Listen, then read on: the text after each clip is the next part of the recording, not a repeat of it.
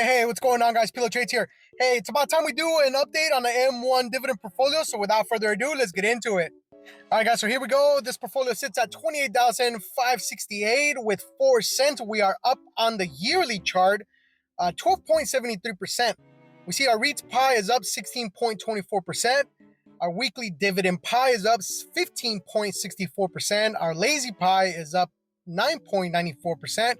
And our cover calls pie is up 9.07%. This week on Monday, we had a total value of $195.31 for our executions. We bought 10 different, or actually we added to 10 of our positions. Let's be clear. These are positions I already have in the portfolio. It's just that the algorithm is adding more to them. And so the algorithm decided to buy more XDTE, more VYM, more SPY-I, more QDTE, CLM, VUG, SVOL, VOO, CRF, and IWMY. So once again, this portfolio sits at 28,568 and 4 cents. In the yearly chart, we are up 2,859 and 50 cents. Our current value, as you can see, again, is the same. It didn't change. We have net cash flow of $7,736 and 87 cents. Market gain over the last year is 117 with 98 cents. Doesn't seem like a lot, I know, but hey, market conditions as of late have been crazy. And you can kind of tell in that towards the end of that chart, you see where, honestly, if you were to just expand it or close up on it, you would see that it's kind of it's leveled. You get me? It doesn't really show a lot of down or like a straight down, straight dip, or like a straight rise.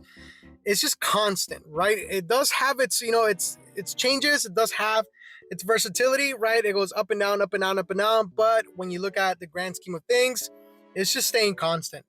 Now, over the last year, if you put our market gain of 117 and 98 cents with our dividends earned, which is 2,741 and 52 cents, you get that total gain that we talked about, 2,859 and 50 cents. That is a total return of 12.73%.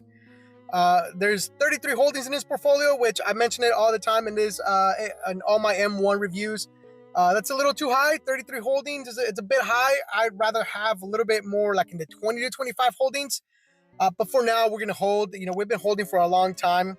And remember, this is a long-term game. So for me to sell something or even buy something, buying something will require a great opportunity, which we've seen a lot. Right? Starbucks is one of them. Google, before they did their split, their stock split, that was a great one.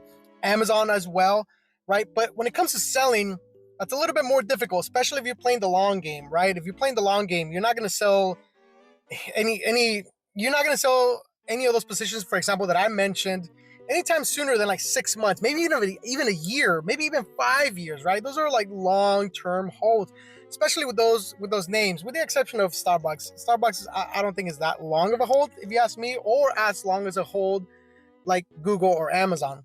But nonetheless, the expense ratio is a little high, 2.36%. I would like to see that way lower, way lower than that. But hey, that dividend yield of 15.06% does make up for it in my books. We have a buying power of 603 with 5 cents in this portfolio.